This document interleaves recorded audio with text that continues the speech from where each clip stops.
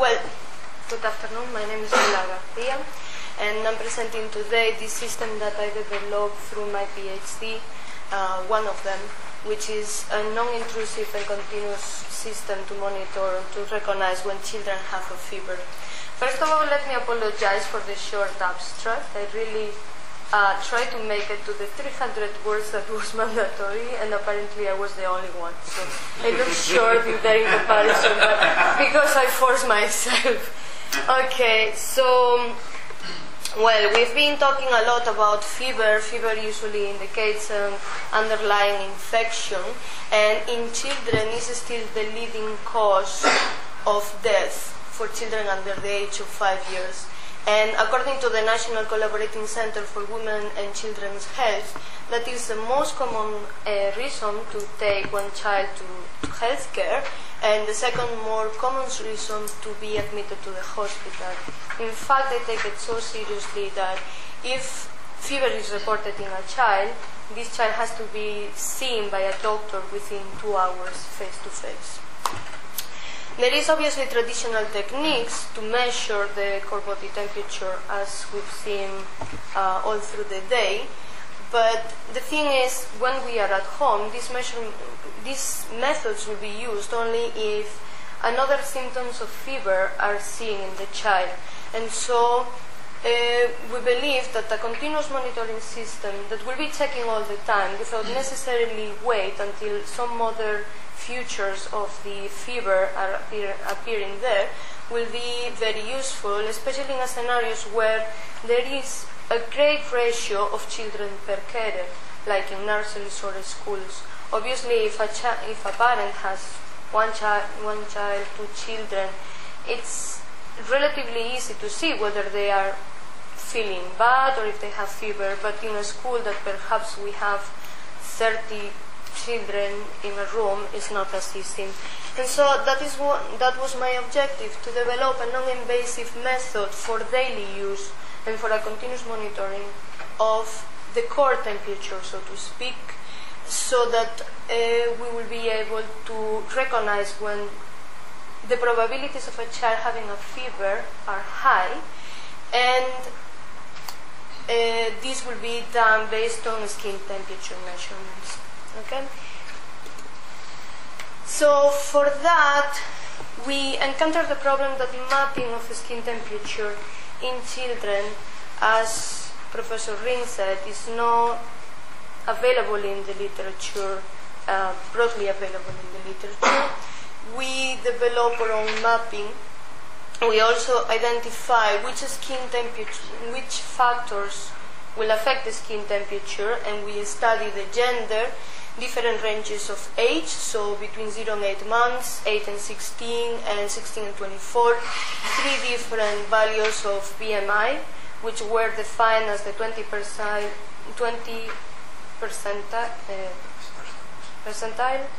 and 80 percentile, and then whether the child was sleeping or awake, that will be the status, and the clothing accounted as the number of layers that the child will have over a given position, over a given location. Obviously, we are investigating a system which will be used with normal children, and so these children will be wearing clothes. We have to take the clothing into account. After we study several locations, we identify which ones were the suitable for our case, and based in the skin temperature measurements, we assessed the probability of correct fever detection in different designs using either one single sensor or several sensors, and when using several sensors to see whether they will be placed in the same location or across the body. This nice drawing is from my sister. She's not going to sue me for using it, so that's why I use it. I know I have to change it because it's a bit childish, but it fits the purpose.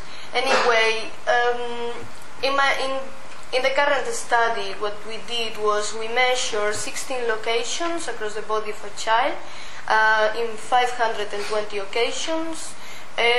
We study a room temperature around 23.7, which is what is set up in the nurseries. All these experiments were done here in nurseries in London, and so this is the standard room temperature that they will have. We used an infrared thermometer, which will be placed very close to the skin, and we will measure the skin temperature 3 times and then average it to try to minimize the error. We would have loved to use infrared cameras, but I'm afraid parents were a bit skeptical of me approaching their kids with something that looked like a camera. So, and then the accuracy was, as we see here, 0.3. The points that we selected, I'm not going to break it down. The points that we selected were the 14 already proposed by the ASTRA standards, like positions to measure the skin temperature, and we added on top the back of the lateral of the neck and the wrist of the arm and the wrist, because we thought it was fairly easy to put some clothing on there, which will be attached, which will be placed on top of the skin. And although this is a very rough scale, we got what will be the average skin temperature at each of those locations, what will be normal. Then we compare those temperatures with the measurements of the ear, using an infrared thermometer of this accuracy. This thermometer was special for children. It's especially designed for children. It's a small one, so there will be no damage. There will be no risk of damaging the membrane or anything. And it will take a temperature for 10 seconds, and it will be the maximum. So I will be able to see what will be that representation of the core temperature. And then we assume that fever will be when the measurement was about 37.4. As I think in the previous professor's presentation, they were saying that fever will be when the temperature was over 37.4. So it's more or less over there. As we saw today, there is not a strict definition of fever. Okay, then once we studied these 16 locations, we established which ones were suitable for our purpose.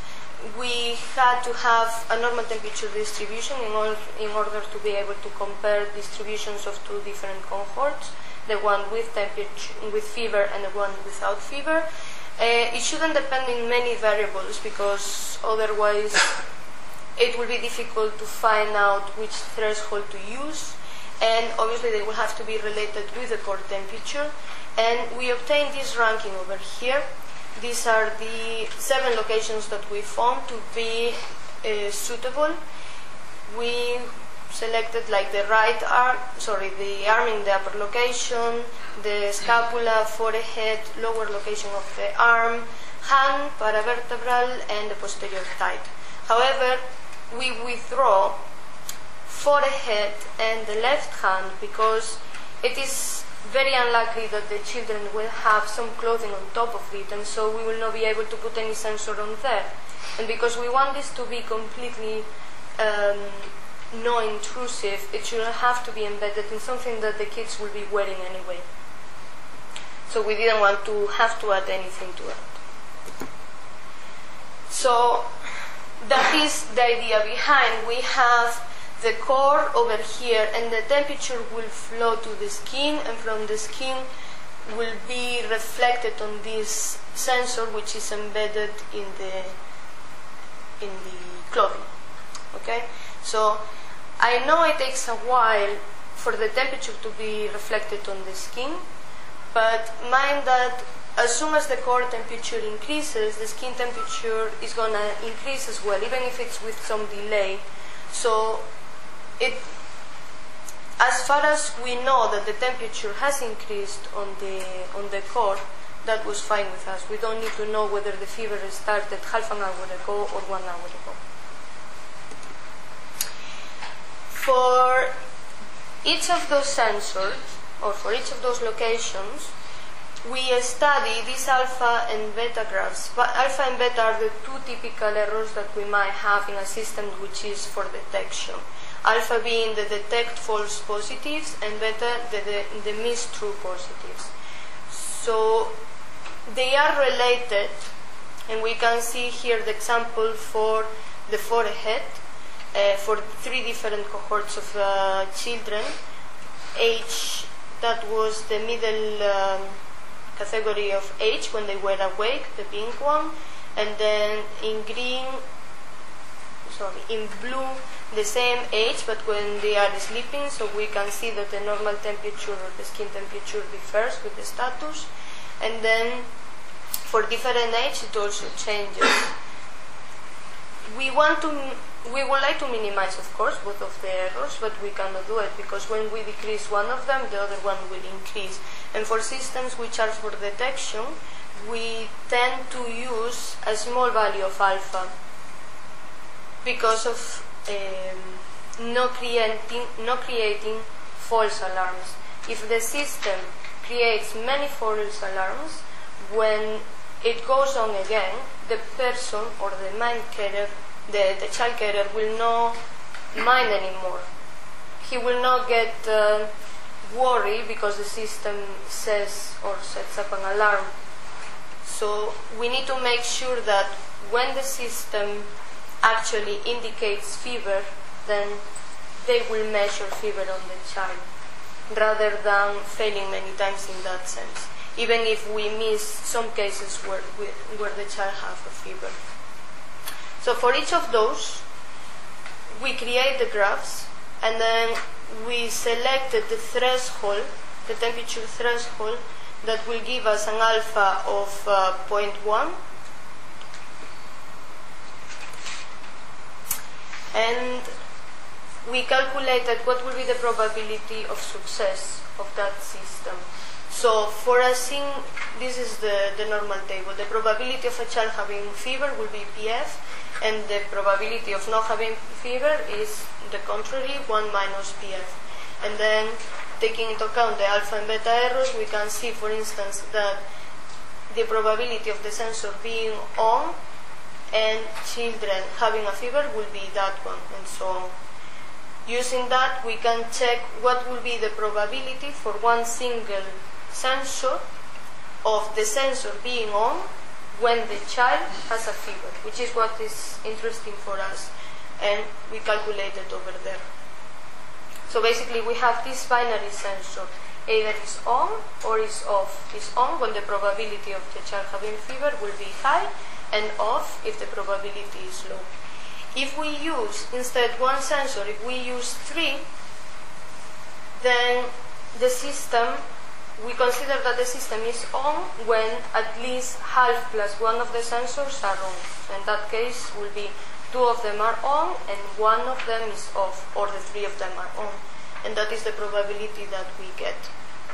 And the same with 5 sensors. Obviously, the more sensors we have, the more stable will be the prediction. So with 5 sensors, either the 5 of them are on or at least 3 of them are on.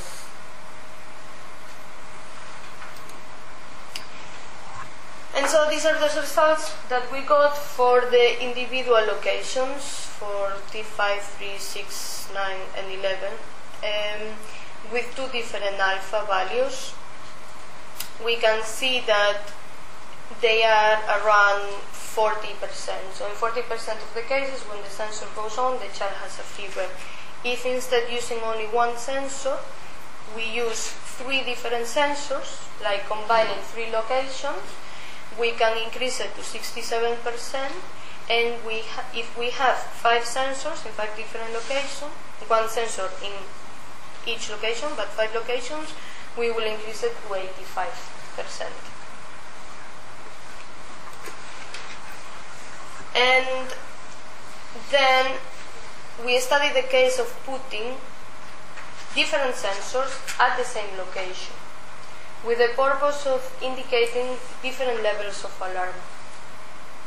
So we will have 5 different sensors there, and we will define the sensors at different threshold temperatures, such that they will go off one after another depending on how high is that temperature. So we will have an array like in here. If all of them are off, then the alarm will be very low. If only one of them is on, the probability of the child having a fever will be around 20%. If two of them are on, will be to 30. Three will have a probability of 45, 60, or 70. The good thing of having all the sensors at one location is that the person who will look at this can establish when he will be worrying for the child, when he will get more alert, and it will reflect, it will adapt a little bit to the difference from one child to another. We were saying that the core temperature or perhaps fever may start at lower core temperature for some children than for others. So if we put this system in one child and his fever starts at 38, then the carer will see that only when the 5 sensors go on,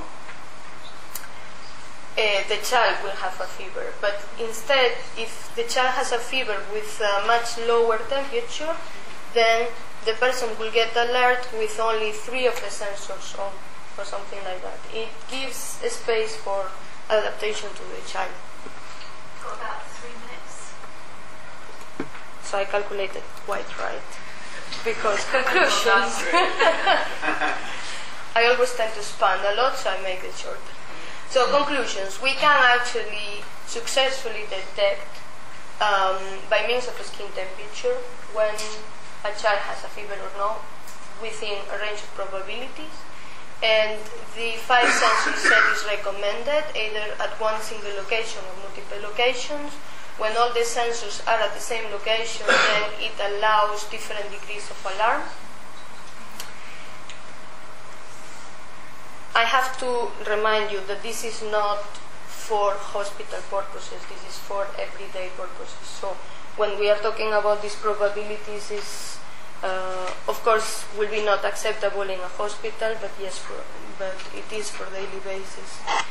This study was partly funded by this Spanish company, ITEX, which actually holds the patent for this system. I would like in future work to readjust the estimated errors because as the experiments were not performed in hospitals, the cohort of children with fever had mild fever and not strong fever, and that's why the errors are quite conservative. And I would like to follow up the system and see how it works with people who's using it and untrained people, normal parents. And that's all. Thank you for listening.